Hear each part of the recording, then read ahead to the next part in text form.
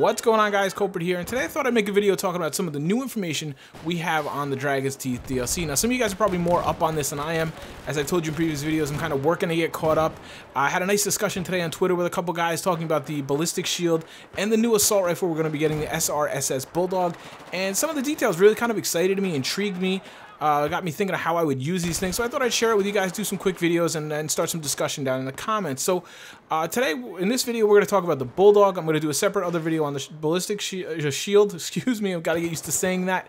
I was going to do them all in one video, but I feel like that would run on too long, so let's just do smaller videos for each of them, separate them, make them easier to discuss in the comments. So what I'm going to do is I'm going to talk about the SRSS Bulldog.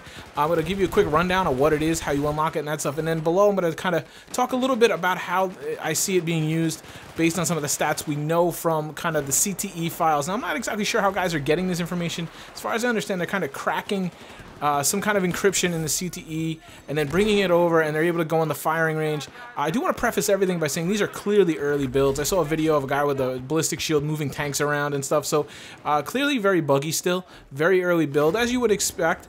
So things can change, but I think they do tell kind of, they give an idea of where DICE is going with these things, or DICE LA are going with these things, and how they interpret them to be used. And then you can kind of maybe, you know, we know a little bit about how the maps might be, we know a little bit about this, so we can kind of start to formulate a flavor and a style, if you will. So first, let's talk about the Bulldog. That's unlocked by the Assault class only, as the assignment actually needs you to be an Assault class player.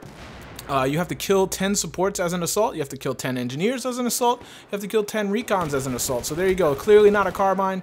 It is in the assault class, and there you go, that settles that. There's been a little bit of discussion there. Pretty easy assignment here. It might be a little difficult maybe to get a couple recons here. You know, you just switch up the maps, it should be easy enough to do. None of these are in one round, these are cumulative. Cross round, so it should take you what, one round or two to probably get this and unlock it straight away. I like easy assignments, but this one's probably a little bit too much. So now let's just talk about the weapon and how it seemingly will perform and what role it might play. Well, first of all, it's a bullpup. I'm going to put an image over here for you guys to see. You can see it's clearly a bullpup. Basically a bullpup Scar H, if you will. A full auto fire rate of 700, which is higher than the Scar H or the Ace 52. Now, why am I mentioning those weapons? Because it's going to have the same damage model as those. It's going to have the high damage model. This is how the discussion started on Twitter. I was talking about how I really do enjoy the high damage model guns in Battlefield 4, with the Scar H being my favorite weapon in the game currently. And that just kind of got us talking. Obviously, you know, the Scar H is 34 max damage, 25 min. The Ace 52, I think, is 34 and 20. This one seemingly is going to be 34, 25 from what we're seeing here. 21 round magazine, similar to the Scar H. So it's going to be that high damage model, low magazine count, but it's going to have a higher rate of fire than the other two guns. I believe the Scar H has a 620, if my memory serves me right, and I believe the Ace 52 has a 650 rate of fire. So you can see this one's going to be a little higher. That means its time to kill is going to be massive. Higher rate of fire, high damage, same magazine. So where do we get the trade-off there? It's going to be able to go in, it's going to be a one-hit wonder. It's going to be a 1v1 wonder. It's going to melt people. It's going to pump out damage at an insane rate that we haven't seen yet. People already complain about the Ace 52 and the Scar H. This thing's going to put out more damage in a quicker time than those two. So we have to balance that somehow. And I assume this is going to be filling more of a CQB role, a close quarter role, urban warfare, as we know from the maps. Again, I told you, we know a little bit of style of the maps, so we're going to bring that over here. Looking at the guns doesn't always hold true, but typically the guns will kind of follow the flavor of the DLC. Basically, we have the medium plus range of the Scar H, as well as the Ace 52 will fill that role as well.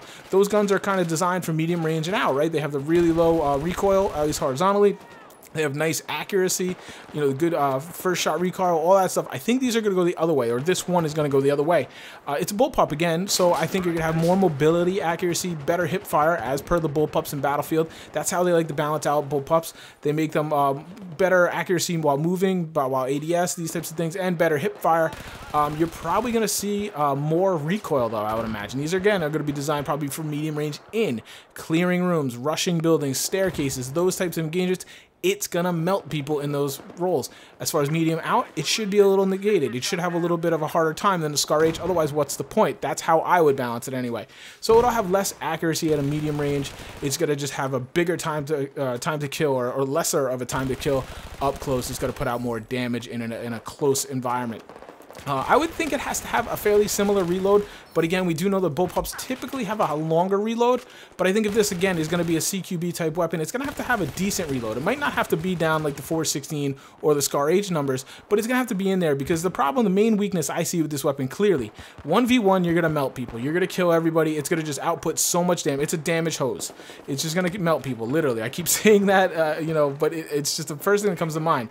The problem is going to be, obviously, 1v2, 1v3, and you're going to say, duh, you should have a disadvantage of that anyway, but it's also going to be those 1v1s that happen rapidly in succession.